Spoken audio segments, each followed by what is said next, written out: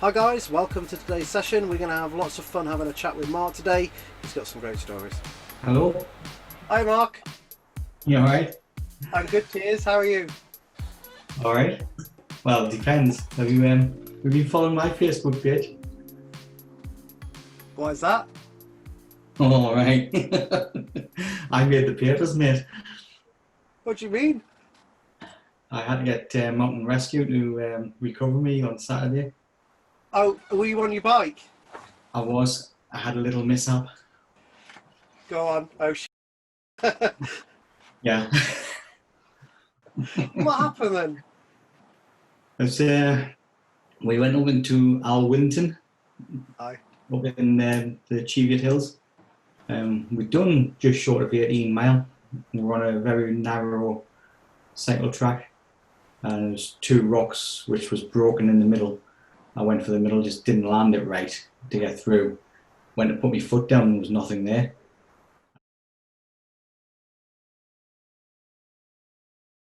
And started to pick up speed and then slid off the cliff.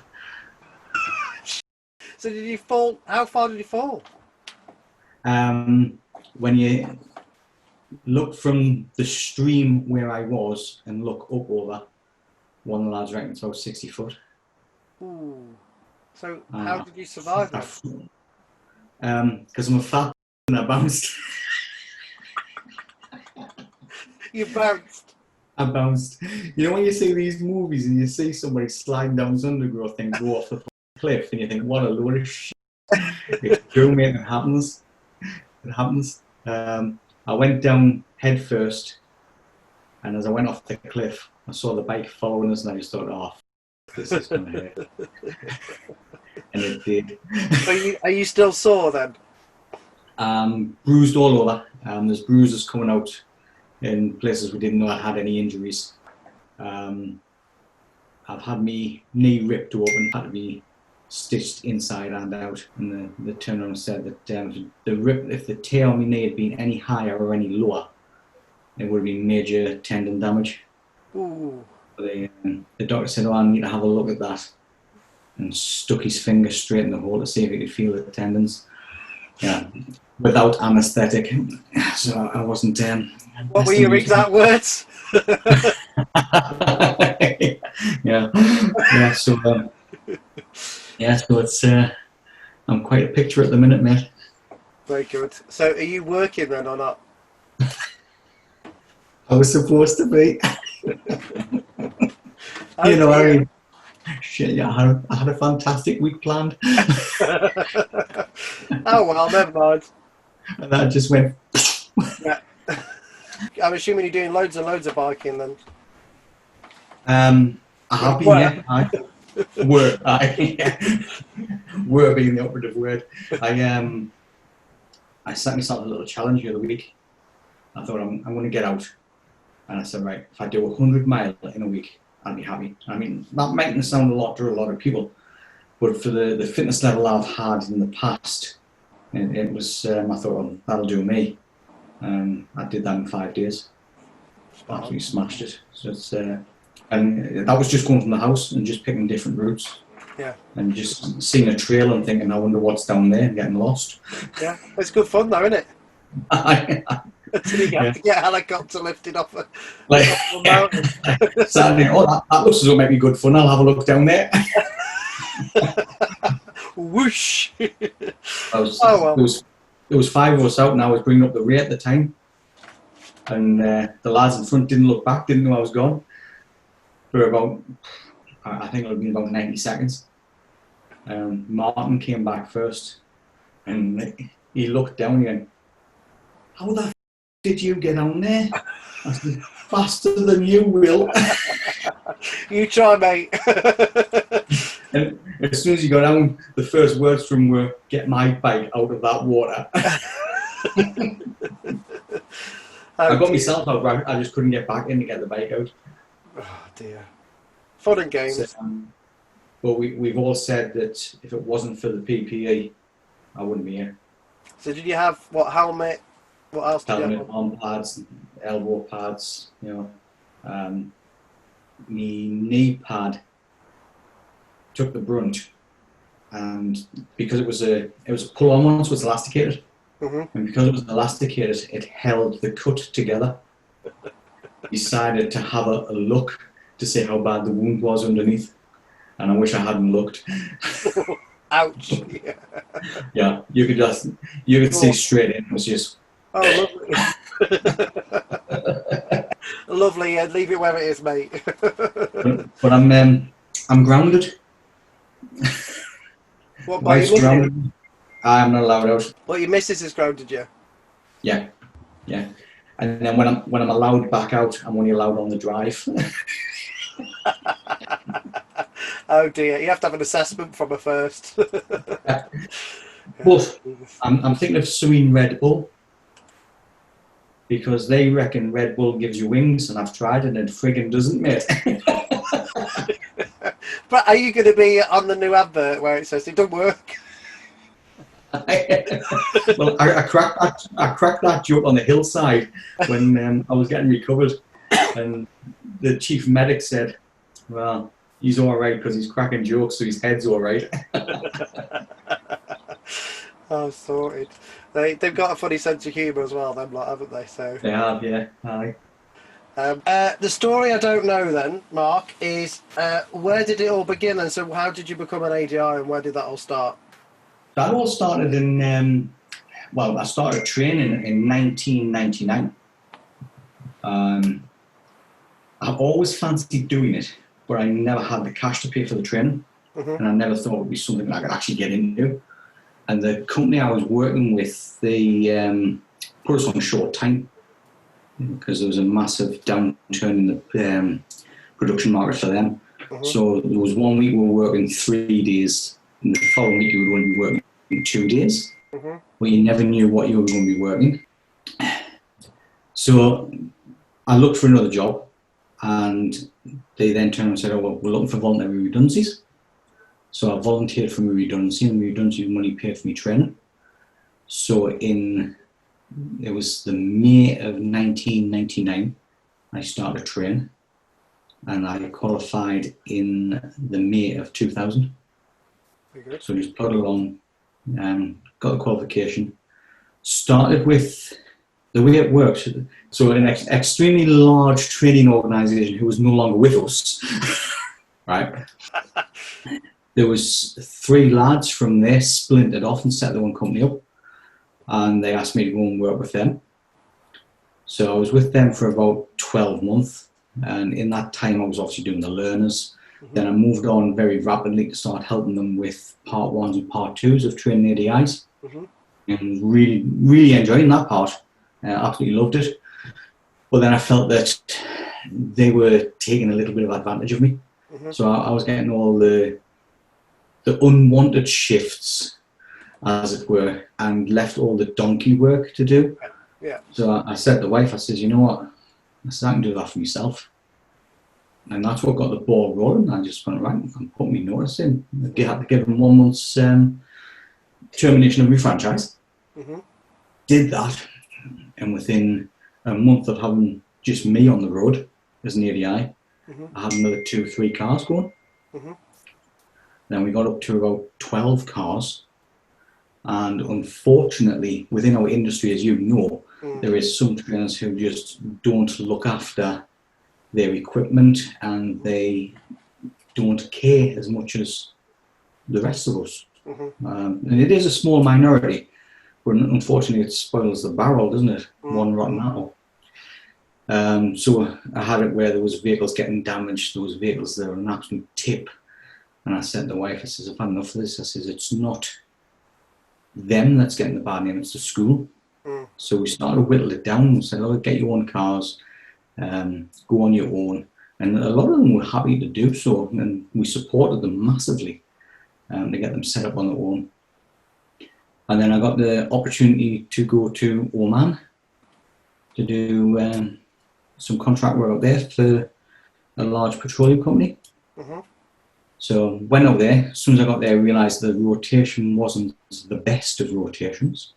It was 13 weeks there, 2 weeks home. And I was on my own. The family didn't go with me. So stuck that for a year. left there, came home. I came home from there 2010, May 2. Everything happens in May. It was May 2010. So what happened in So, Oman then? What was it like out there? Fantastic. Lovely place, lovely country, lovely people. And we were training all nationalities, and we were getting them up to the standard of the test for the petroleum company out there. So it was absolutely brilliant. So met loads of different people. Had a large apartment, upstairs apartment. There was 3 of us sharing it. Our landlord was downstairs, Ali. He was absolutely brilliant.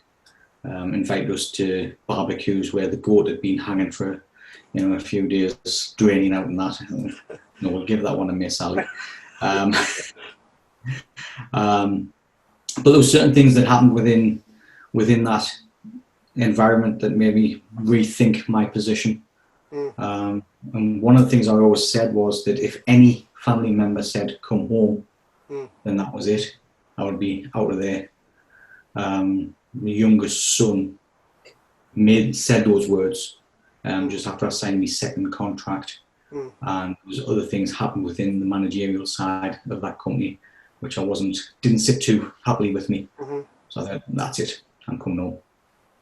So I came home, picked up where I left off, because I started to do driver improvement, or ENGDIS as it was called back then, speed awareness, getting into the fleet side, doing the eco driving as well, and some learners on.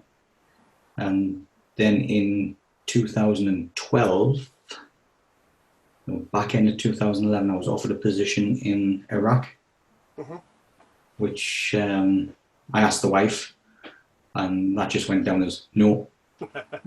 Fair enough. And then, so I said no, recommended somebody else. And then as soon as you make that recommendation, you think, damn. And then the following year, 2012, in the May, believe it or not, I was asked if I wanted to go. Telephone interview, told what the conditions were, told what the pay was, then told the wife. I says, look, this lad's made this offer. This is the second time he's made this offer. If he doesn't make it, he won't make it again. I says, why don't I go for 6 weeks? See what it's like. If I don't like it, you don't like it, I come home. I says, at least I can say that I've tried it. So we did that. Then 3 years later. So what was it like in Iraq then? I was, I'll be perfectly honest, the first day I landed, I was like a rabbit caught in the headlights, mate. I have never seen anything like it. I've never been in any war-torn country before. So it was a massive eye-opener, massive. I mean, see everybody wandering around with body armour on and AK-47s, you know, it's... Sounds like Middlesbrough on a Saturday night. It's... Not wrong, Gabba. So it was a massive eye-opener. But again, the people, we see on the news that, you know, all the terrorists and all that, and they make everybody out there to be the bad ones. It's a handful of people. It's the small minority, because the guys I met out there were absolutely fabulous. The locals, absolutely brilliant. They'll do anything for you, absolutely anything. You make a friend with one of them, and that's it for life. I still have them now send us messages on Facebook asking us how I'm doing and everything. You know, they're absolutely marvellous. But like I say, it's just the small handful of people. The driving culture out there was something to be seen. What's it like then? Oh, well, one of the there's a few stories I can tell you. I'll pick on some good ones. I was out with my PST, that's the private security team, and there was me in Bravo vehicle, and I had 2 locals in the front, and we were driving down the road, and there was 5 lanes of traffic going in one direction. And I said to Mohammed, the little driver, how many lanes of traffic going this way, Mohammed? Should be 2, Mr. Mark. That's right. I says, why is there 5? They're going for the bridge, Mr. Mark. Right. He says, how many lanes of traffic are on the bridge? One. I says, one in each direction. No, Mr. Mark, just one. And we had 5 lanes of traffic going that way, and you had 5 lanes of traffic coming the opposite direction. And it was just comical. And to see the drivers dropping into ditches, ramming curbs and everything just to try and get ahead. And as we all know, you just race into the next blockage, and it wasn't happening. So that was one. And then on another occasion, I got a phone call saying, we need you to come down and have a look at this crane next to the central processing facility. I said, why? Well, we just need you to come down. Come down, please. Okay. So I travelled down to have a look at this crane. And I'm not surprised they called me, because it was a brand new crane, which was very rare in Iraq. It was immaculate. So I did a quick inspection of it and thought, oh, that's marvellous stuff. It's nice to see a cracking vehicle down in this country. And one of the road safety lads come around the corner. I said, what's wrong with this? I says, I can't find anything wrong with it. What's your problem? It's not the crane that we're worried about. He says, it's the driver. He says, where is he? And he pointed to this individual. And I looked at this individual who must have been about 4'3". And I went, yeah, he's going to ask, how old are you? 12. Driving a 16-ton crane. What had happened was, a very switched on young man, very switched on. His father had been killed and had left him some money. So him being him thought, right, I'll buy a crane because this large oil company is working near where I live, and I'll rent them the crane. And what I'll also do is I'll use my brother as my employee. So his brother was his driver for the crane, but his brother was on his defensive driver training course that day, and he didn't want to lose a day's pay on the crane, so he thought he'd bring it in. Was he parked nicely? It was absolutely spot on. I couldn't fault him. If I had the choice, I would have given him his driving permit. One of the other occasions that made me chuckle, we'd been doing some roadside checks on site, and we were heading back to camp. And I looked and I saw this tipper truck fully loaded, so it was a 40-ton, fully loaded. And I saw the driver was on his mobile phone. I said to the lad who was with me, just turn around, get him pulled over. He's on his mobile. Got him pulled over, and I was wandering down the side of the truck, and I looked, and I went, oh, you know when you get that sinking feeling? Mm-hmm. I said, look at that tyre. And it was completely bald. He went, and the lad went, oh. I said, look at the one on the inside. It was completely shredded. It was just flailing round. I said, get him out that cab. So we're having a discussion. So, right, we'll do a full walk round. Went round the other side, and on the same axle, he only had one wheel on the opposite side. Where's your other wheel? It's broken, so I took it off.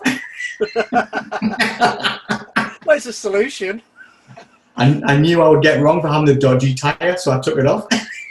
What do you think Vosa would say? Just crack on. You've only got 40 ton on the back, you'll be fine. Oh, Lord. Yeah. But it was an absolutely fantastic experience. Something I'll never forget. A completely different culture then. Oh, yeah. Aye. Yeah. I mean, where we were on the oil field named Majnoon, which stands for crazy. And there was not much oil there. It just used to soak up through the sand. You could see it. We had the minefield was so heavily populated with mines that they red flagged it a lot, and it got called the poppy field, and they just couldn't clear it because there was that many, and the unexploded ordnance that was lying around everywhere. It was unreal. Yeah, it was. Do you think you learned a lot from working abroad? Yes.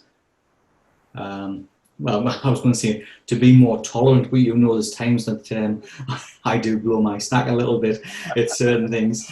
But no, it was it's seeing that complete difference of their driving culture compared to ours. The complete difference. I mean, to get a driving license out there, you just filled the form in, dropped it into the police station, and that was it. You know, you went down the next day to pick it up. So there was no formal driving education. So I'm not surprised that the death rates were as high as they were on their roads. And it was difficult trying to get across to them that seat belts and like that was for their safety, and we were wanting to keep them safe. And it was always that mentality of if God wills, which was unfortunate. But we did have some positives. We never ever had a death on site due to driving. I remember going to one drivers meeting at one of the local contractors, and one of the young drivers came up, and through translation he said that he was always wearing his seatbelt now, even off site, and he was getting ridiculed off his family to start with, but now all of them start to wear the seatbelts as well. So it was, it'd be a slow culture to change. Very slow culture to change towards road safety. But it was very, very interesting. It was a massive eye opener. Loved every second of it. Just going back to your training then, how do you think your ADI training was?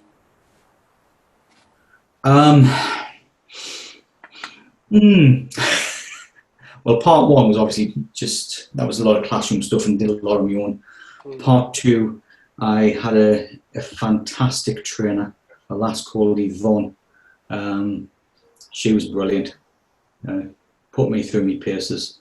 I remember one occasion there was 3 of us in the vehicle doing a 3-to-1 session on part 2 training, and somebody from the back made a sarcastic comment about my driving. I think, you dare. I'll only do it once. You accelerated too hard at that from that set of lights.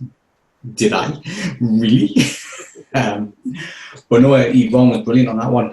The part 3, I struggled a bit with the part 3. I don't feel that it was as in-depth as to what it should have been. There was a lot of grey areas that I was left with even when I went for my first part 3 test, which I passed part 1 first of all, passed part 2 first of all, failed my first part 3, passed on the second attempt. But yeah, I still felt that there was a lot of grey areas, and I think I was left to learn a lot once I qualified, if that makes sense. What were the gaps, do you think? There's too much ambiguity. They wouldn't or weren't willing to pin down certain things because they felt that, how would the examiner look at it? And I've even had a senior examiner turn around and say, horses for courses, what would you do? Well, I'm asking you because you're the senior examiner. Yeah. Well, I'm asking you, what would you do? Well, all right, thanks for that. And in the 20 years, I don't think the DVSE have changed that stance. It's still there, isn't it? But yeah, so I would feel that the part 3 training could have been a little bit more in depth and intense. I heard a recent comment because I did a little bit of instructor training before I went to Iraq. A young lass that I trained to become an instructor, I've heard that she used the phrase of, I get into their heads. And I said, well, I'm a hard trainer and I get into their heads. I said, well, what did you mean that? Did you think I was too hard on her? And apparently not. Apparently what she wanted was, she said, because I get into her head, it makes her get out of the box and look from the outside. Yeah. And I've trained her and her husband, and they're both fantastic trainers. They were fantastic business women. So I like to think that I helped out. So that ball started rolling. When you say they maybe look at things in a different way, is that what you mean by that? Yes. Yeah. Yeah. Well, as we know, because we've been in the industry a while, there's nothing black and white, and you've got to treat everybody individually. You can't paint everywhere with the same brush, and you can't coach people with the same brush. And I say coach because obviously that's what we're supposed to be doing now, but there's still far too many instructors out there. I would say are teaching, do this, do that. And when I jump into a vehicle now, it's whatever course I'm doing, I know we have the prescriptive side of what we should do, but I'll always spin it around and say to my client, what do you want to look at? Yeah, yeah. And it's very sly because then they think that they are looking at what they want to look at, but I always be able to twist it around and think, right, well, that bit of your driving was shite, so I'll be able to wangle that into what you want to look at as well. And because everything's linked. You learn about how they tick, though, don't you? Which I think is what you're saying. Oh yeah. What the triggers are. Yeah. Yeah, yeah, massively. It's absolutely brilliant. A lot of it now is, well, I'm seeing a lot. I find a lot of people. It's fuel saving. So you start mentioning money, and we start going down that route. I remember doing a job in Newcastle. Walking towards this lad's car, and as I looked at these front wheels and they were black. And I said, oh, they're nice black alloys. No, they're silver. I said, all right. How many miles on the clock? 36,000. Right. How many brake pads have you gone through? I'm on my third set of brake pads and my second set of discs. I went, really? He says, yeah. He says, well, you being a driving instructor, you must go through a lot. I says, well, I've just traded a Ford Fiesta in that had 99,950 miles on the clock. It only had one set of discs on and two sets of pads. I says, and I was gutted when I changed the discs because I could have left them on for another 20,000. Because you're a tight sod. Too right I am, mate. You knew I am. So I assume you got a really good improvement on his fuel save. Massive, absolutely massive. Yeah, and I go down that route. I say, I'm not here just to save your fuel. I says, we'll record the fuel savings. I says, but the other savings are your brakes, your tyres, your steering, your suspension. I says, and you? And that always gets them when I say, and you? And I say, what do you mean, me? I say, stress levels? Yeah. So you look at first drive, you look at second drive. You tell me which one felt more relaxed, which one felt slower, and then the penny drops. And 9 times out of 10, yeah, 9 times out of 10, it's quicker, and they just can't fathom that. I did quite a large contract for a company in South Tyneside, and I took one of a lady out who was a cleaner for the firm, which she had to drive, and it was when we used to do 3 routes. So first route, second route, third route, record the first, record the third. And when we took her around on the first one, I was getting easy money. Took her around on the second one after giving her all the tips and a bit of coaching. And when we got back, we stopped. I said, "What did you think of that?" Her words were, "You cheated." How did I cheat? I wasn't driving. She says, "No, you've done something. You cheated." I said, "Okay, reset them. Let's go again." And she just couldn't fathom. She said, couldn't believe it. And she absolutely loved it. Then I did another one in Gateshead, where you know what Gateshead's like, hills everywhere. Yeah. I thought, oh, this is going to be a nightmare to try and get the fuel savings up with the hills. But this last, she was driving I want to say Mariva. Right. Anyway. Your favourite car, mate. Somebody has to have them. And I said, "What are you getting to the gallon?" She said, 35. I said, "Okay, let's do this run." So took her around, and sure enough, she got about 35 to the gallon. I says, "No, always tell them, drive as you would normally. Pretend I'm not here." I says, "Don't put anything on." Yeah, so she got 35. So we had a chat. We picked on her driving slightly, got the coaching on. What do you think I'm going to look at? What do you think I'm going to say? Got her to come up with the right answers, fill the gaps in. Says, "Right, we're going to do the same route." She said, "You are, aren't you?" I went, "Sorry." She says, "Well, I want you to prove it. You do it first, then I'll do it." I well, nothing like a challenge. I said, okay then. So I took her car around. So reset everything and said, you happy? Yeah. Off we went. Same route. Put all the hints and tips into play that we would normally do when I was driving. Got back, pulled beside the door, pushed the button, 88 miles to the gallon. You bugger. How the fuck did you do that? It's your turn now, love. That is the same way you're going to do it now. Yeah. And by the end of her training session, she was up to 66 to the gallon. So she was well happy, you know. Mm. And then sometimes I do get emails from people saying, how did you manage that? How did you get some way to get that reading? And then you get the email back. I could tell you, but then I'd have to kill you. It's not hard though, is it? It's just understanding the way the vehicle works, really. Yeah. And one of the things that I've found massively with a lot of people is they just don't realise that you can drive the car without touching the accelerator. Mm-hmm. Mm-hmm. You know, the number of people I've been in the car with, and it's like this in traffic jams. You know, just leave the bloody thing alone, man. You know, I'll say, put it in the second gear, come off your pedals, and tell us when it's going to stall. And they're just gobsmacked. Yeah. So how's that working? I said, all modern cars do it. They do. It's great. It's great fun. So you were saying when you came back from Iraq, what happened then? Well, then I picked back up from where I was doing. I went back on the it was National Driver Alertness course, speed awareness courses. Mm-hmm. Went down. I was doing some speed and driver alertness down Hull. Mm-hmm. Subcontracting for some rather nice firms. Met you, so subcontracting with yourselves. Did a lot of miles around the country. So just picked it back up from there. Mm-hmm. Do you still do speed awareness? No, not yet. Toying with the idea again.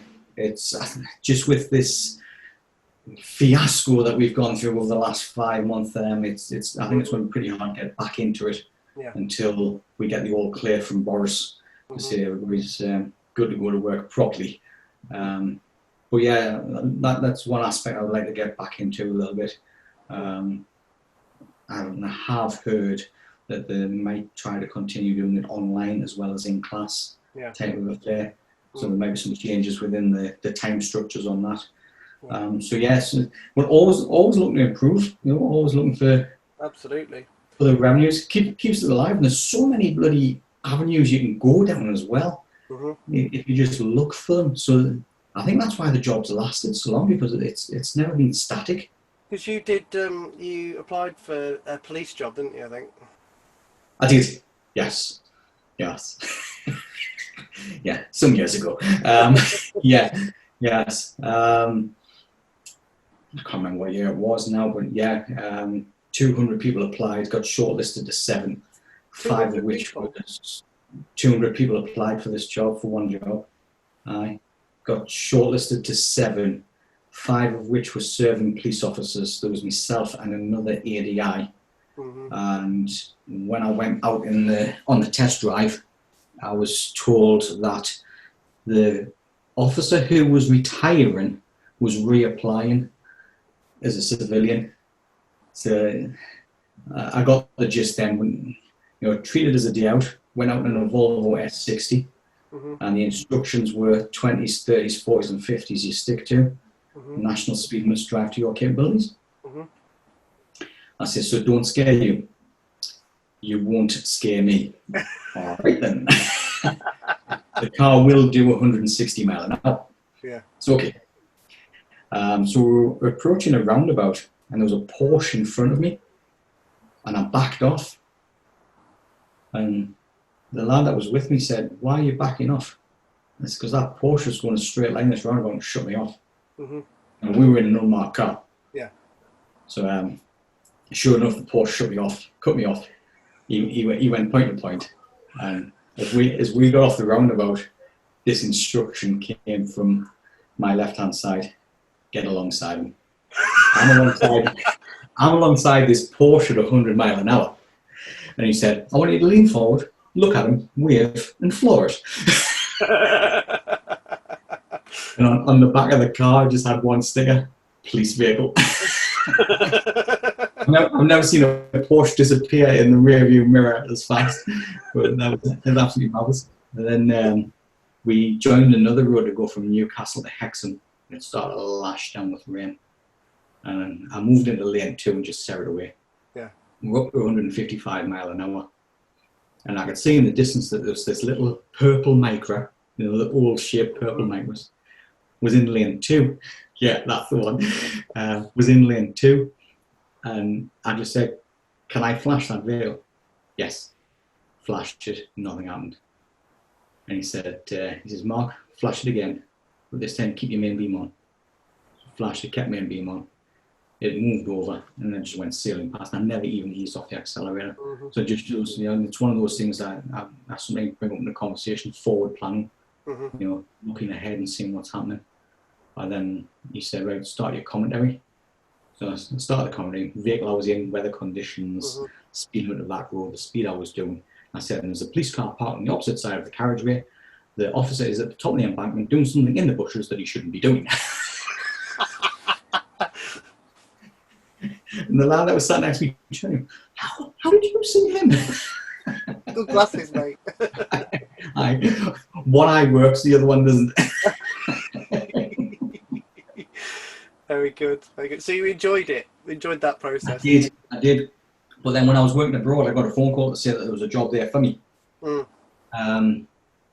When I rang up, I said, the conversation went like this: what's the money like? Mm. Not as good as what you're on, but the speed's better. And my response was, I can't live on speed. No. So you turned me down. I'm afraid so. Mm. Yeah. So at that point in time, I was massively money orientated, massively, which is not the case as much now, because as you know, things have happened within my lifestyle and my life that's changed my aspect on that. So now I don't. I'm not in it for the money. I'm in it because I enjoy doing it, and I get a massive buzz out of seeing somebody make an improvement through little chats that we've had and putting it in little practice bits. Yeah. And it's a massive buzz. So that's where the enjoyment comes from for the job now. Definitely. Not dealing with the DVSA. What do you think to their recent decisions then? Because they've made some interesting decisions. When they eventually made one. Yeah, absolute farce. The whole thing's a farce. Yeah, it's, there's been no leadership skill from the DVSA whatsoever. We've been left in the dark. And when you go onto all these driving instructor pages on Facebook, and there's just a lot of it is just bitching. And it's surprising how much one instructor will bitch against another instructor. And you think, come on, guys, we're on the same team. Yeah. And they are right. We're not employed by the DVSA, but we're governed by them. And I think they hold us far too tightly in what they say we can and can't do. At the end of the day, they want to remember we're paying them every 4 years to have our badges renewed. Yep. And the only thing they're doing for me, for my badge, is putting us through a standards check. Yeah. And I've got to be honest, there's been times when I've questioned advice that I've been given on a standards check.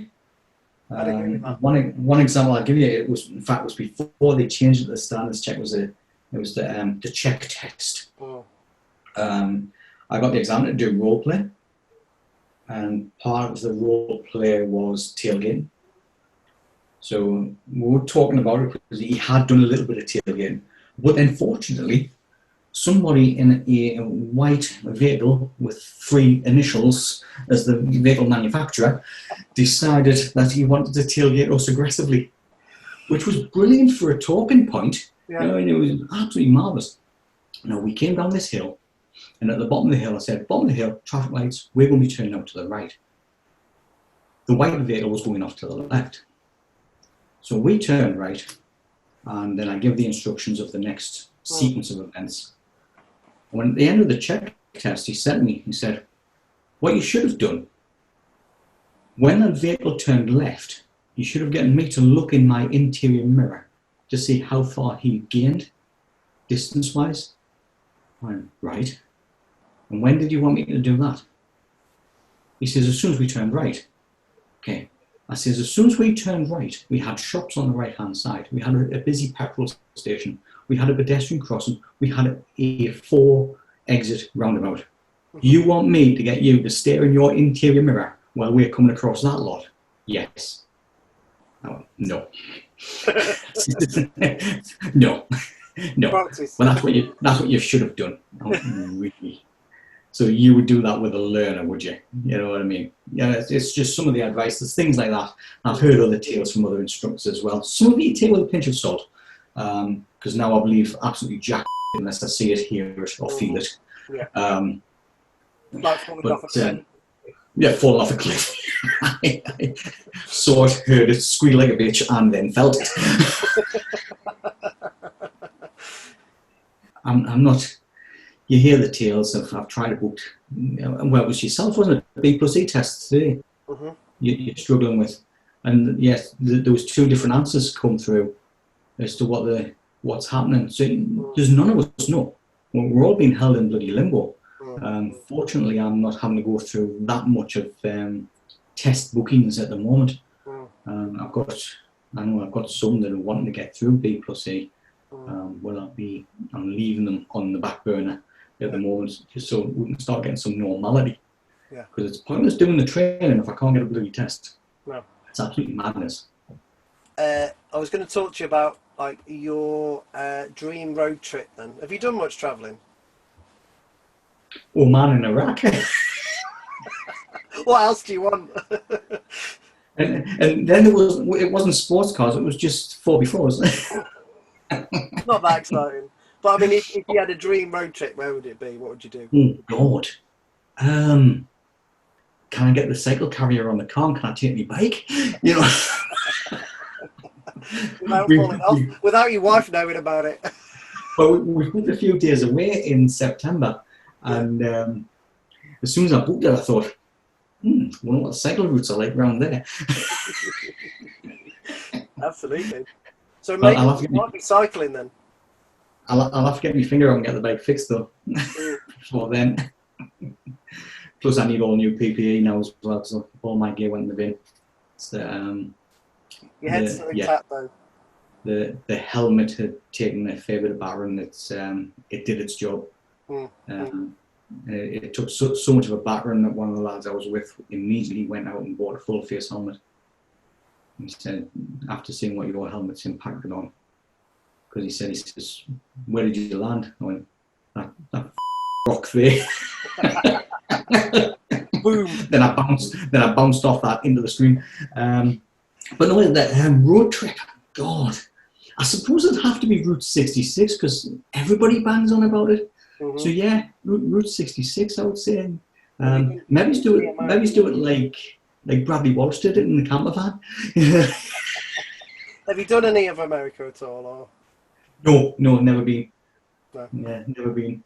We're waiting for the change of president. What's the matter with Donald? He's brilliant, isn't he? Same boy. Great. Okay, so what's your dream garage then? Apart from bike, because I know you'd have a push bike or 2. Yeah. I've got to be honest. It's nothing exotic, and I'll tell you why. 3 years ago, the wife bought me a track day, and I had a choice of 3 vehicles. So I went Nissan GTR, Aston Martin DB9, and Lamborghini Gallardo. And out of the 3 cars, Nissan GTR, believe it or not, was my favourite. And I thought, well, the other 2 did it, but just didn't ignite it and burn all the fuel the way I was expecting. So I think it was a little bit of an anticlimax.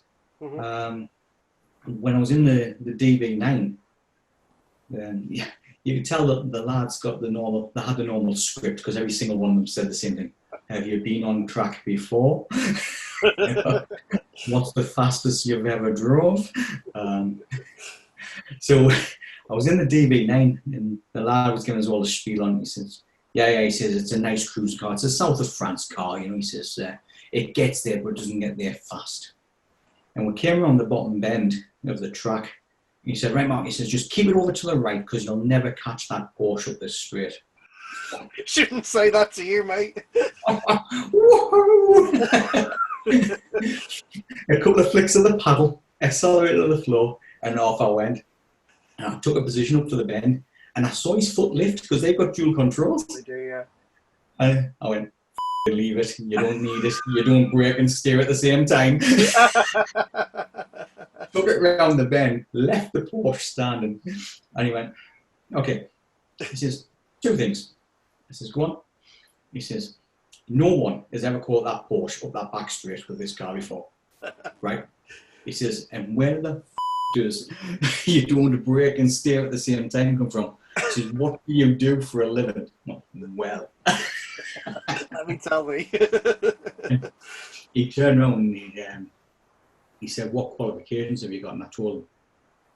He says, you do realise you're the most qualified person on track? I said, what, civilian-wise? He went, no. He says, you beat all the trains for qualifications. Yeah. I said, really? He said, do you want a job? I went, nah. He said, why? He says, what's pay like? He told us, I wouldn't take my coat off for that, mate. No. He went, what? He says, you get to drive these cars. I says, no, you don't. You get to sit in the passenger seat being scared shitless because the people who are driving don't know what they're doing. Absolutely correct. I've been there. So that's why you've got to do control. I've been there, done it. It's the worst place to sit. The best place is in the driving seat. But... Yeah. No, what a dream car would say Nissan GTR. That would be. I've had a Mazda RX-8, which I thought was absolutely fantastic. That was loads of fun. How much oil did it use? None. Didn't use oil? I must have hit on really lucky because everybody would say, oh, you've been burning oil more than you burn petrol. And honestly, I didn't. It was absolutely fantastic. So I must have been really lucky and hit on a good engine. It only let me down once. And that was, I started it up outside the drive, reversed it on the drive, switched it off. Then 2 days later, went to get in and it wouldn't fire. So I thought, damn. So I had to get green flag out. The lad came out and he went, oh yeah, he says, I know what's wrong with this. It happens all the time. Get it all the time. I said, why? Have you got one? He went, no, I turn up the it's like you who flood them. You flooded it. Flooded it. And once you flood those ones, you've got to pull the fuse for the fuel pump, try and pop it all out. Oh, I ran the battery flat trying to do that. So we mad it. But yeah, so we had a good laugh about that one. But no, I would say, let's have a look. Yeah, Nissan GTR. The wife wants a, well, God, she wants to do all sorts of different cars. Mini Cooper S. She looks at them. She's now looking at Peugeot 2008s. Whatever. Got rid of my Peugeot 208 GTI because the bloody brakes were on it, and Peugeot wouldn't replace them. And I said, oh, that's only got 1,500 miles on the clock that bloody pitted and scored and everything. Yeah. No, it's just wear and tear. What? Yeah, well, off that went. Well, you haven't seen my little A-Class now, have you? No, he had a new A-Class. Yeah, because the Cougar went because that was costing too much money in fuel. And as you know, because of my circumstances, the trailer went. I wasn't doing as much trailer training. So no, I went for the A-Class automatic.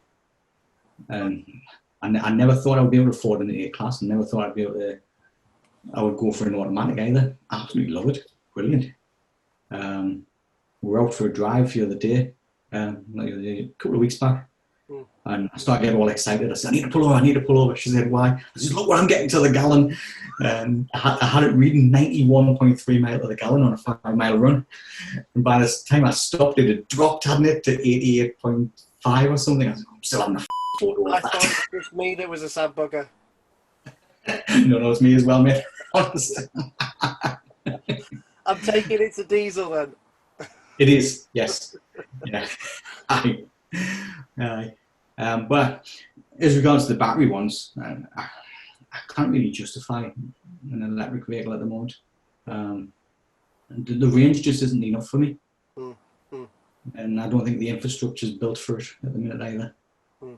In time, I think it will be a short space of time. We'll see massive improvements in the electric vehicle. Of course, you see any leaves or anything around by you? Not a great deal, no. Odd one now and then, but not a massive amount, no.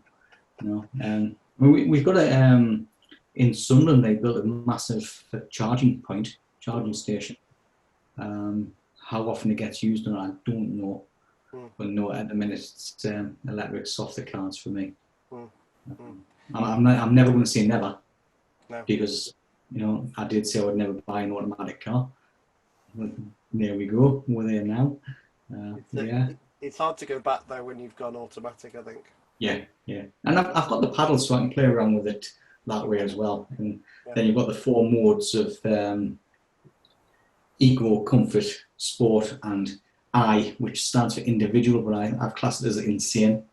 I took my youngest out in it and put it in individual mode and showed him what it would do. It's not a massive engine, you know, but the way Merc have got them mapped, you know, the way it works like that, it's unreal. And he came home and he said to the wife, he says, "Mum, you know you didn't like me dad's RX-8? Well, the Merc drives just like it without gears." Quick. Well, how do you think? Where do you think the industry's going? Where do you think we are with things? Well, I was talking to somebody the other week, and they said that it's now getting harder or manual vehicles are getting more expensive than automatics, because that's where we're going. And obviously the industry's pushing the manufacturer that way. So I would say within our industry, I would say a lot of trainers have got to start looking, do you really need a manual vehicle? Should we not start pushing the auto side? Because 10, 15 years time, I don't think you'll be able to get a hold of a manual unless it's a collectible. So I would say we've got to start going auto. We've got to start looking more towards the EV side, so the electric vehicle side of things, because again, that is going to get pushed massively. Especially now that we're being told that they're going to stop building petrol and diesel vehicles pretty soon. I think they might even bring that forward if they get the opportunity. So yeah, so we've got to start going that way. And to be perfectly honest, if they keep pushing autonomy the way it is, I don't think we'll have an industry within 40 years. I think it'll be all Johnny cabs off Total Recall. Cab. And it won't be a dodgy cabbie. No. Have you done taxi tests? Yes. Is it like a death wish? No, I would say everybody I've encountered have been okay. I mean, there's been times where I haven't gotten out of a car park before I've terminated the test. One young gent, bless him, turns up, private vehicle, child seats in the back, and gets in, he starts the engine up. And I looked across, I said, "What's that warning light on the dashboard?" And he revved the engine and it went off. Oh, no, fair enough. That's right. I said, "Okay, when you're ready," I said, "we're going to move away from here. I'm going to exit the car park." And he started to move away, and it was just this boom. I says, "What's that?" I says, "It does it now and then." I says, "Does it?" I says, "Do me a favour. If it's safe to do so, put full lock on to the right and drive around the circle for me." He's doing it. "Pull back into that parking space for me. Turn your engine off." You won't be going back on again, mate. Yeah, I'm sorry. I'm going nowhere in this vehicle. But then I thought that he might have kicked off, but he was all right about it. I had somebody in who was told 3 times to bring his speed back within the limit. I was polite about it as well. And then when we finished the test, I said, "I'm sorry, but you haven't been successful. Would you like me to explain why?" It was that left reverse, wasn't it? I hit the curb on the left reverse. So you're nowhere near the curb on the left reverse, so you were too wide. However, your speed needs attention. But again, I'll take that on board. He passed on his second attempt. And I had another gent in who had to tell him he was unsuccessful on his first one because he was told on numerous occasions to slow it down, get back within the limit. He was breaking every posted limit going. Then he came for his second attempt, and I even give him a heads up at the start. I said, what did we discuss on your last session? Yeah. He said, I know, speed limits, speed limits. Did the same thing. Now, I told him 2 or 3 times and said, look, when we got back, I said, look, it's your speed. I says, I'm going to have to mark you down as a fail again. Why? I says, well, you're up to 38 mile an hour in the 30 limit. That's all right, isn't it? Yeah, of course it is. Of course it is. Yeah. That's why they're posted limits. You think the taxi test's a good idea? Yes. Not just for the new starters, because the ones I've always done in the past have been for those that are trying to get onto the books. But I think the council have a duty of care to say, right, just because you've got your license doesn't mean you're going to maintain those standards. So yeah, you should be rechecked, as we are for our advanced tests. And I do believe that should happen for the general public as well. And I've said this for donkey's years.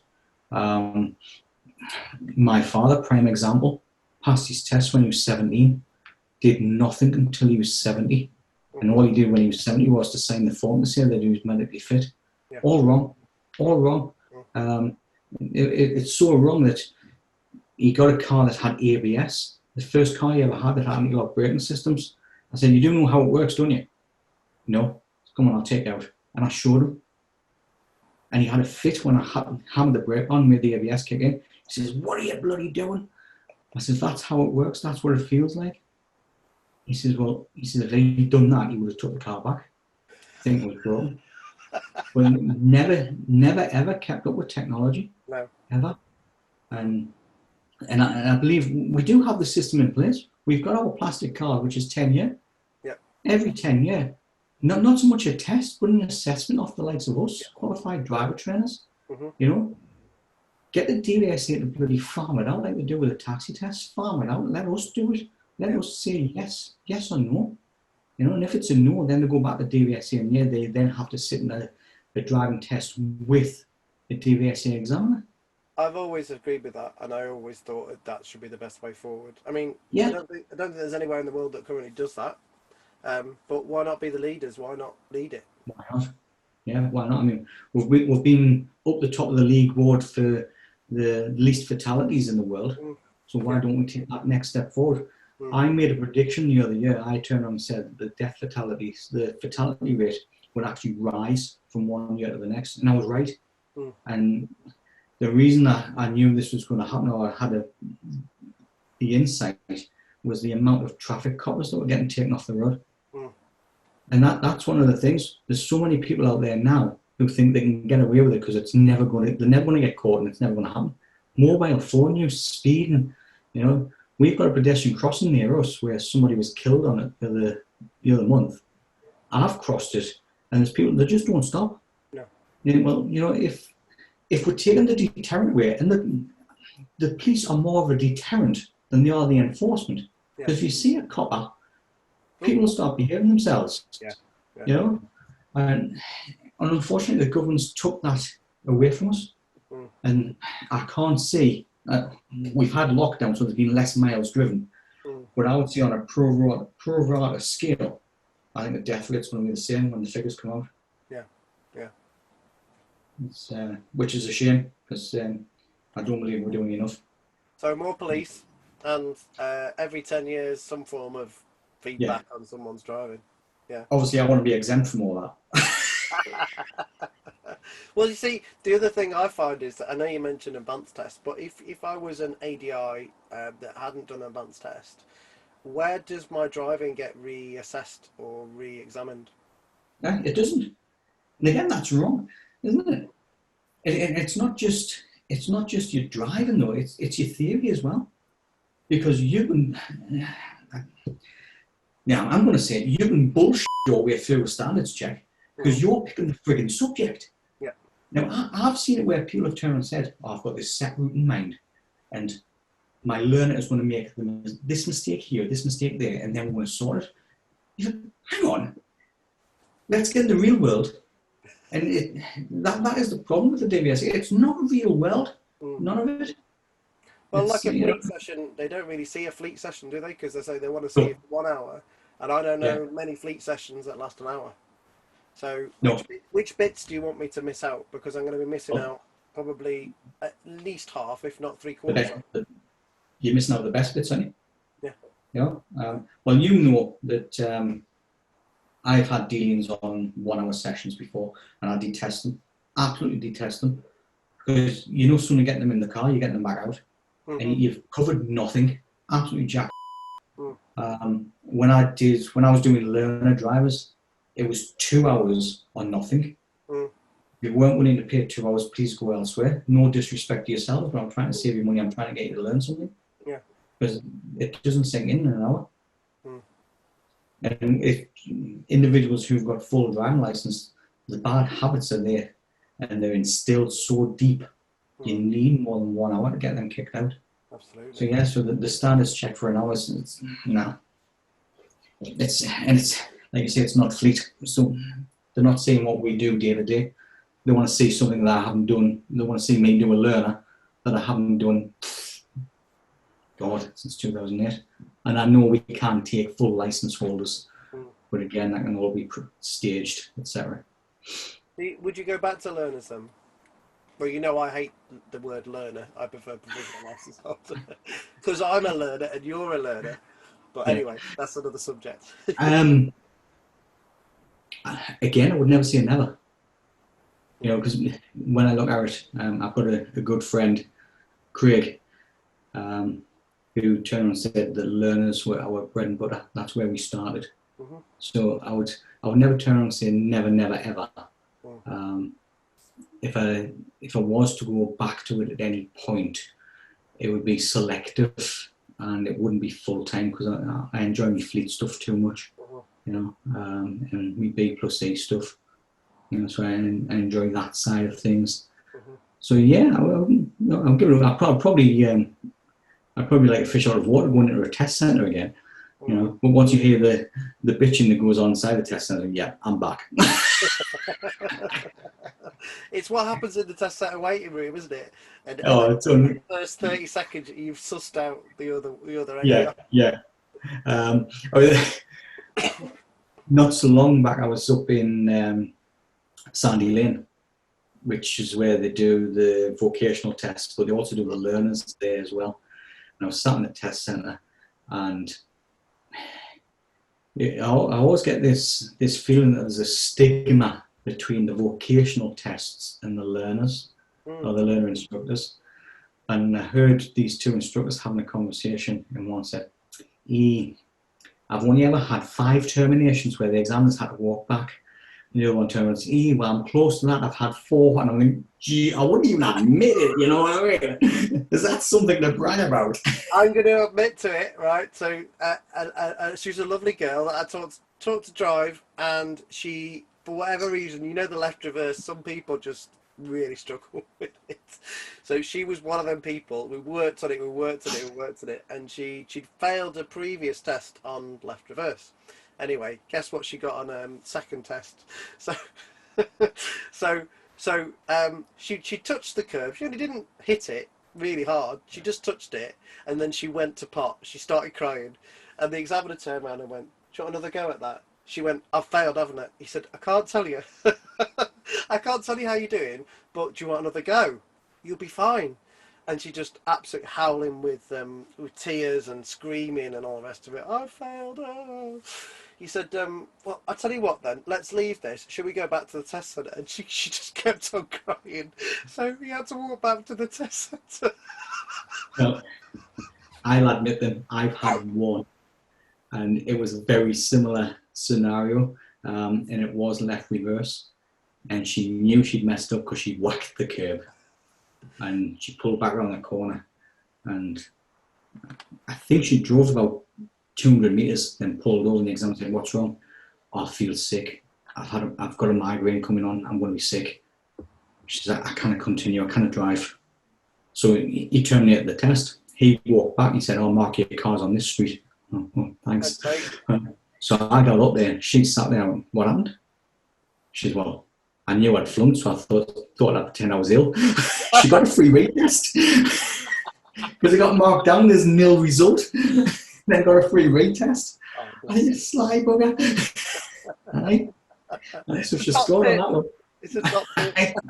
Right. It's the only time I've got a headache is after you work with a bloke. Brilliant, absolutely brilliant. There's some top tips there, definitely. Other hobbies, and we know about the biking. You know what, the biking, yeah. Have you got any other The gym as well. June last year. Yeah, June last year. I started to go to the gym because I was turning into a fat. Now I'm just a No comment. I was piling the weight on. It was getting to such a stage that when I was getting to the top of the stairs, I was out of breath. I was out of breath, fastening my shoelaces, and I've got to do something about this. And this is because the industry we're in was sat there doing jack all day on our asses. So I started to go to the gym, which is something I've never ever done in my life. Never thought I would enjoy it. Got in with the right crowd, right gym sessions, right frame of attitude. Wasn't what I class a meathead gym. No. It was people going to, same thing, keep fit, lose a bit of weight. Absolutely brilliant group, absolutely fantastic. And in that short period of time, made some fantastic friends. But then, unfortunately, because COVID hit, and for whatever reasons, the gym owner decided he was moving on, going on to different things. So we've just joined another gym, which is very similar vein, but I do believe there's a lot more people there who are fitter than than the type of gym I was expecting to go to. But again, they're a fantastic group, and it's massively encouraging. When there's other members there to say, I'll be honest, some of my techniques are, clears the mind as well when you're doing a bit of running and putting a bit of weight. And that's one of the reasons I got the bike as well, because I do let it get out on me when on the bike, because it's the mental health is absolutely brilliant. You just get out and you push away, go where you want, when you want, how fast you want. Do you ride on the road? No, don't trust car drivers, man. No, try and stay on track as much as possible. It's just full of fun. It's full of vulnerability, Sarah, because of the industry we're in. We know, cyclists, motorcyclists, dead bloody hard to see. But yeah, so since last June, I've lost about 2.5 stone. Brilliant. So absolutely brilliant. So I can start seeing muscles where I've never seen muscles before. I don't need to know, mate. You weren't lowering the tone there, were you? Not at all. Again. So what's next then? What's your next venture? Keep plugging away is what I'm doing. If I see any opportunities that pop up, I'm more than willing to give them a bash. It's just finding those opportunities and see what really takes me fancy. I did briefly in the past have a quick look at ambulance driver training. But the cost of the course now it's you're talking about, somebody said 12 grand or something like that.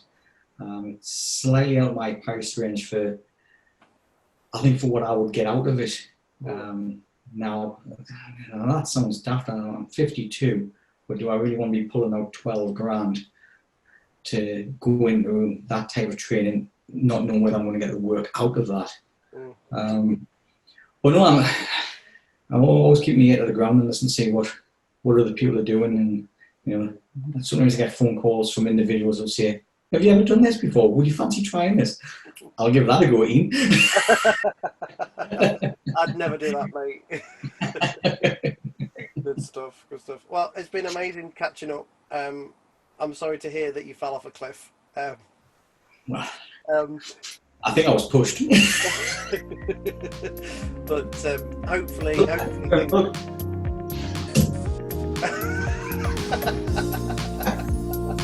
I don't know why I found that really amusing. And I have photographic evidence of me being stretchered off. The mountain rescue team were absolutely brilliant. It's a good job you've got an auto, isn't it? It's my right leg, I'm knackered though. Oh, you can drive with your left, it's fine. Yeah. Thanks very much, Demar. We had great fun on this session. Take care, everyone. Bye.